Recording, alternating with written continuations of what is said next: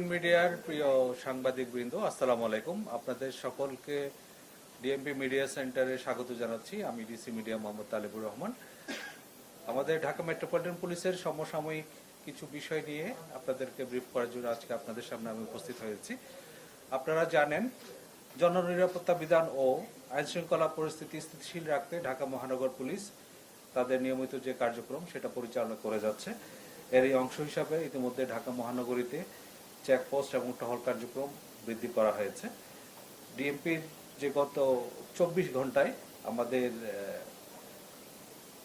জননিরাপত্তা বিধানে দুই পালায় 441টি টহল টিম মোতায়েন ছিল। এর ভিতরে দিনে 259টি এবং রাত্রে 221টি। এর বাইরে ফুড পেট্রোল ছিল আপনার 212টি,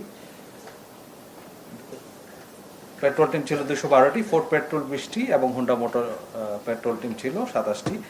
এছাড়া বিভিন্ন গুরুত্বপূর্ণ এবং কৌশলগত স্থানে আমাদের 66টি চেকপোস্ট স্থাপন পরিচালনা করা হয়।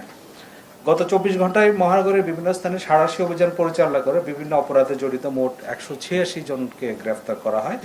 গ্রেফতারকৃতদের মধ্যে রয়েছে ডাকাত, 5 জন চোর, 13 জন মাদক কারবারি, 2 জন প্রতারক এবং 12 জন বিভিন্ন পরোয়ানাভুক্ত অন্যান্য আসামি। অভিযানকালে 11টি মোবাইল ফোন, একটি বাস ও নগদ 13,180 টাকা উদ্ধার করা হয়। এছাড়া এই সময়ে 10,065 পিস ইয়াবা, 1 কেজি 40 গ্রাম গাঁজা, 74 বোতল ফেন্সিডিল এবং 1 গ্রাম হেরোইন উদ্ধার করা হয়। আপনারা জানেন, মাদক এবং অন্যান্য যে অভ্যাসগত অপরাধী তাদের বিরুদ্ধে আমাদের যে নিয়মিত অভিযান সেটা অব্যাহত রয়েছে। থানা পুলিশের পাশাপাশি ঢাকা মহানগর গোয়েন্দা পুলিশ এক্ষেত্রে তাদের যে নিয়মিত অভিযান সেটা অব্যাহত রেখেছে এবং অনেকটা জোরদার করা হয়েছে। তার প্রেক্ষিতে গতকাল ডিবি ওয়ারির একটা টিম 123টি চোরাই মোবাইল সহ এই চক্রের 5 জন সদস্যকে গ্রেফতার করে। এবং আপনারা জানেন, মোহাম্মদপুর এলাকায় কবজি কাটা আনোয়ার নামে একটা গ্রুপ রয়েছে। তারা বিভিন্ন অপরাধের সাথে সরাসরি জড়িত এবং এই অপরাধের যারা সদস্য তারা জনমনে আতঙ্ক সৃষ্টি করা থেকে আরম্ভ করে নানা সময় বিভিন্ন অপরাধ কার্যক্রমের সাথে জড়িত। সেই কবজি কাটা আনোয়ার গ্রুপের 2 জন সদস্যকে তারা গ্রেফতার করেছে তেজগাঁ গোয়েন্দা বিভাগের একটা টিম। এই 2 জনের নাম হচ্ছে মোহাম্মদ নিশাত এবং মোহাম্মদ রাসেল ওরফে পেস্ট্রিং রাসেল। এছাড়া আপনারা জানেন, রাজধানীর গুলশানের সাবেক সংসদ সদস্যের বাসায় গিয়ে 50 লাখ টাকা চাঁদা দাবি মামলার একটা ঘটনায় 5 জন রিমান্ডে রয়েছে। তাদের একজনের বাসা থেকে 2,25,00,000 টাকার একটা চেক উদ্ধার করা হয়েছে এবং এই ঘটনার প্রেক্ষিতে পৃথক একটি মামলা কলাবাগান থানায় প্রক্রিয়াধীন রয়েছে। গত 6 মাসে আপনারা যে আমাদের যে অপরাধ সূচক সেগুলো যদি আমরা পর্যালোচনা করি, জানুয়ারি 2025 থেকে জুন 2025 পর্যন্ত এই সময়ে ঢাকা মহানগরের 50টা থানায় 33টি ডাকাতি, 248টি ছিনতাই, 121টি খুন এবং 1,068টি চুরির মামলা রেকর্ড করা হয়। এই হিসাবে যদি আমরা চিন্তা করি, গড়ে ঢাকা মহানগরীতে 20টির মতো খুনের ঘটনা সংঘটিত হয় প্রতি মাসে এবং এই সংখ্যা ডাকাতির ক্ষেত্রে গড়ে 5টির মতো ঘটনা সংঘটিত হয়। গত 6 মাসের যে অপরাধ সূচক সেটা বিশ্লেষণ করলে আমরা দেখতে পাই এই সময়ে গড়ে 46টির মতো ছিনতাই মামলা রেকর্ড করা হয়েছে। এবং আরেকটা বিষয় যেটা অনেকেই আপনারা হয়তো উদ্বিগ্ন, আমরা সেটা খুব গুরুত্ব দিয়ে দেখছি। আমাদের কাছে যখনই কোনো অভিযোগ আসে সেটা আমরা অবশ্যই মামলা হিসাবে রেকর্ড করি, সেটা হচ্ছে চাঁদাবাজি। গত 6 মাসের পরিসংখ্যান আমরা দেখছি ডিএমপিতে গড়ে প্রায় প্রতি মাসে 70টির মতো চাঁদাবাজির ঘটনা রেকর্ড করা হয়। এখানে চাঁদাবাজি শুধুমাত্র এককভাবে চাঁদাবাজি না, হয়তো অন্য কোনো মামলায় চাঁদাবাজির সেকশন থাকলে সেটাও কিন্তু চাঁদাবাজির মামলা হিসেবে আমরা ধরেছি। তো সার্বিকভাবে বলতে গেলে ডিএমপির বর্তমান যে আইন শৃঙ্খলা পরিস্থিতি সেটা আমরা স্থিতিশীল আছে বলে মনে করি।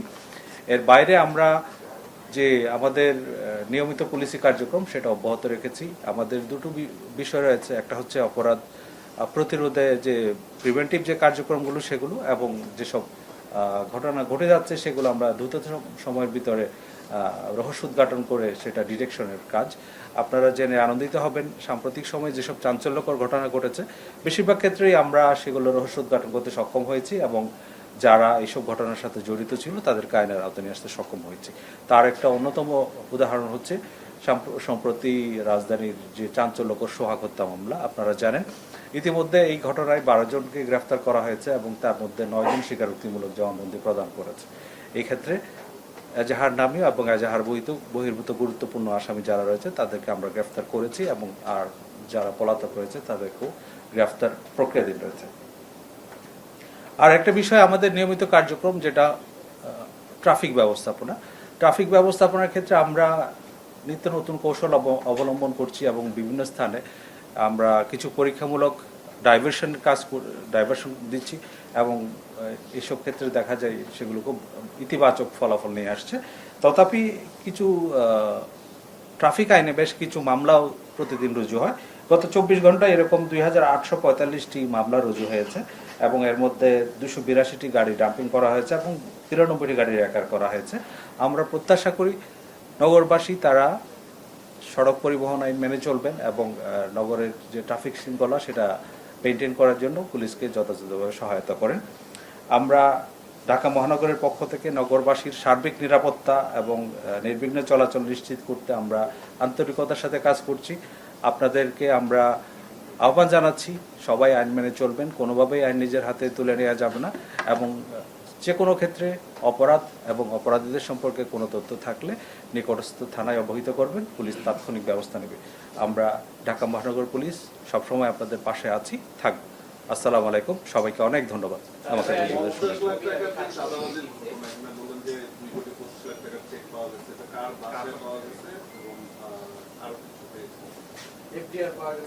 এটা আমরা তদন্তাধীন রয়েছে। একটা চেকের এখানে বিষয় আসছে 2,25,00,000 টাকার। এটা এই মামলায় যে গ্রেফতারকৃত রিয়াদ নামে একজন।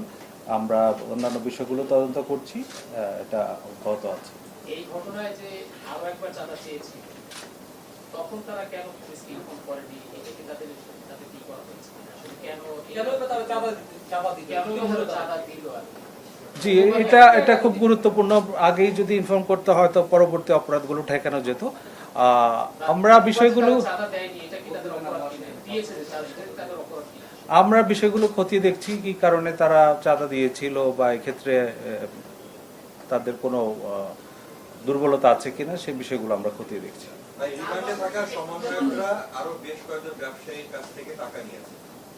প্রাথমিক জিজ্ঞাসাবাদে জানা গেছে কিনা যে কতজনের কাছ থেকে তারা টাকা নিয়েছে এবং তাদের অ্যাকাউন্টে অস্বাভাবিক লেনদেনের তথ্য পাওয়া গেছে এবং এই টাকাটা তাদের উপরে নেতাদের কাছেও ভাগ বটোয়ারা হয়। মানে এই জিজ্ঞাসাবাদে এই পর্যায়ে কি কি তথ্য এরকম পেয়েছেন? আসলে এখানে যারা জড়িত ছিল আমি এটা মনে করি কোনো দলীয় পরিচয় কারোর কাছে মুখ্য বিষয়টা। আমরা যে সম্ভাব্য কারণগুলো এবং এখানে যারা জড়িত ছিল তারা ব্যতীত আর অন্য কেউ আছে কিনা সেটাও আমরা তদন্ত করে দেখছি। আশা করি তদন্ত শেষে এগুলো বিস্তারিত জানা সম্ভব হবে।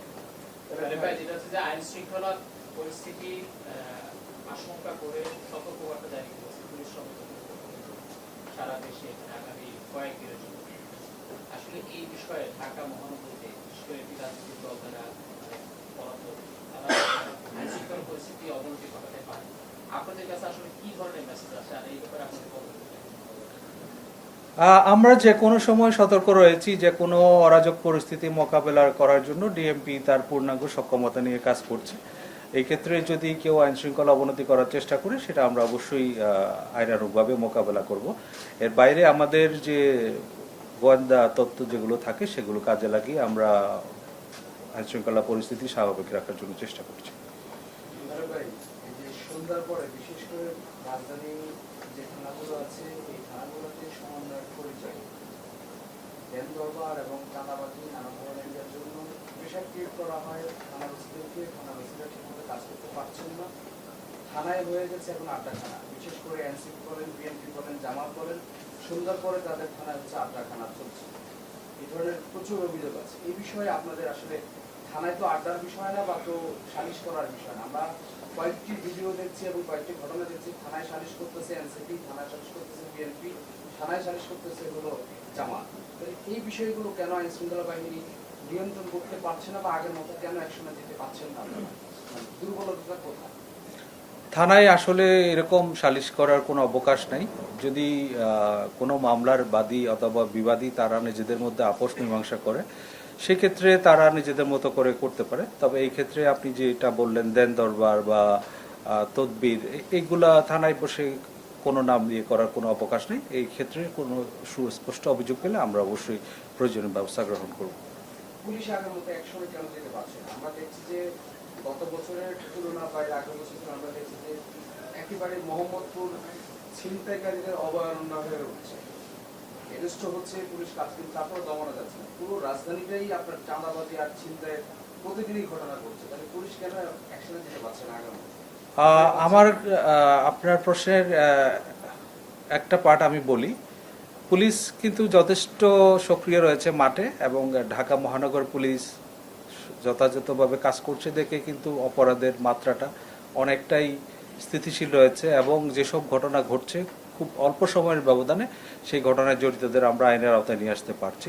এর বাইরে কিছু অপরাধ যে হচ্ছে না তা না, আমরা চেষ্টা করছি অপরাধের মাত্রাটাকে অবশ্যই সীমিত রাখার এবং এটা একটা সহনীয় মাত্রার মধ্যে রাখার জন্য। আর পুলিশের উপর যে দায়িত্বগুলো রয়েছে আমরা সব সঠিকভাবে পালন করছি। এছাড়া আমাদের সদস্যদের নিয়মিত প্রশিক্ষণ প্রদানের মাধ্যমে সামনে যে জাতীয় নির্বাচন সেটার জন্য প্রস্তুতি আমরা নিচ্ছি। সার্বিকভাবে বলতে পারি আমরা আমাদের উপর যে অর্পিত দায়িত্ব সেটা পালন করছি, এবং আমাদের সদস্যরা যথেষ্ট দৃঢ় মনোবল নিয়ে তাদের উপর অর্পিত দায়িত্ব পালন করে যাচ্ছে। সাম্প্রতিক সময়ে আমরা হলো কিছু ঘটনা দেখেছি যে থানা থেকে অভিযুক্তদেরকে গ্রেফতার করা হয়েছে। সেই গ্রেফতারকৃত অভিযুক্তদেরকে বিভিন্ন রাজনৈতিক দল নিয়ে গেছে। তো সেই ঘটনাগুলোর আসলে কি হবে, এবং এই ধরনের ঘটনা ভবিষ্যতেও আরো করতে এরকম চিহ্নিত কোনো অপরাধীকে থানা থেকে ছাড়িয়ে নেওয়ার কোনো সুযোগ নাই, এরকম কোনো ঘটনা ঘটেছে বলে আমার মনে হয়। চিন্তিত না, মানে এখন রাস্তাঘাটেও যদি অপরাধ হয় সেখান থেকেও তো একজন অপরাধী, তাই না, যে অপরাধ করবে সেই জন্য চিহ্নিত হওয়া প্রয়োজন, সেটা তো বিষয় না। কিন্তু যে চিহ্নিত বলতে আমি বলতে চেয়েছি কোনো মামলার এজাহারভুক্ত অথবা কোনো অভ্যাসগত অপরাধী এরকম ছাড়িয়ে নেওয়ার কোনো অবকাশ নেই। হ্যাঁ, আমি বুঝতে পেরেছি আপনি কি বলছেন, কিন্তু একজন হলো মানুষ মামলা করেছে বা অভিযোগ দায়ের করেছে, সেই ব্যক্তিকে গ্রেফতার করা হয়েছে, এরকম ব্যক্তিকেও কিন্তু থানা থেকে জোরপূর্বক নিয়ে যাওয়া হয়েছে, যেটা আমরা দেখেছি।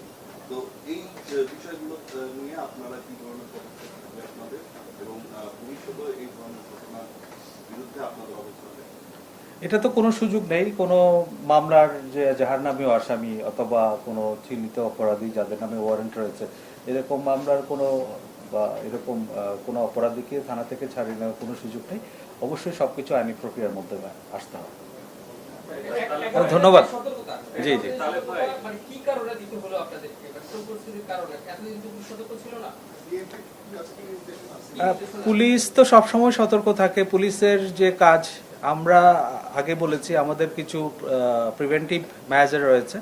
এই প্রিভেন্টিভ মেজারগুলো আমাদের সতর্কতার অংশ হিসেবেই থাকে, যেন অপরাধ ঘটতে না পারে, যারা অপরাধী তারা সদর্পে বিচরণ করতে না পারে। সে বিষয়গুলো আমাদের নৈমিত্তিক কার্যক্রমের অংশ। এবং এর বাইরে যদি কখনো কোনো গোয়েন্দা তথ্য থাকে এরকম যে কোন একটা দল বা গোষ্ঠী দেশকে অস্থিতিশীল করার চেষ্টা করবে বা করতে পারে, সেই ক্ষেত্রে আমরা আগাম তথ্যের উপর ভিত্তি করে আমরা আমাদের যে পুলিশিং কার্যক্রমটা পরিচালনা করি এবং আমাদের অপারেশনাল যেটা পরিকল্পনা সেটা ঢেলে সাজাই।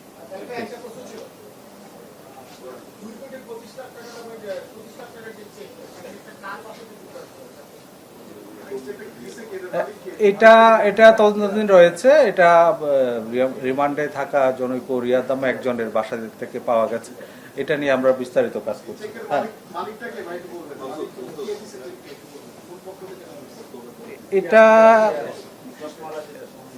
এটা এখনো আমরা নিশ্চিত হতে পারিনি, এটা নিয়ে আমরা কাজ করছি।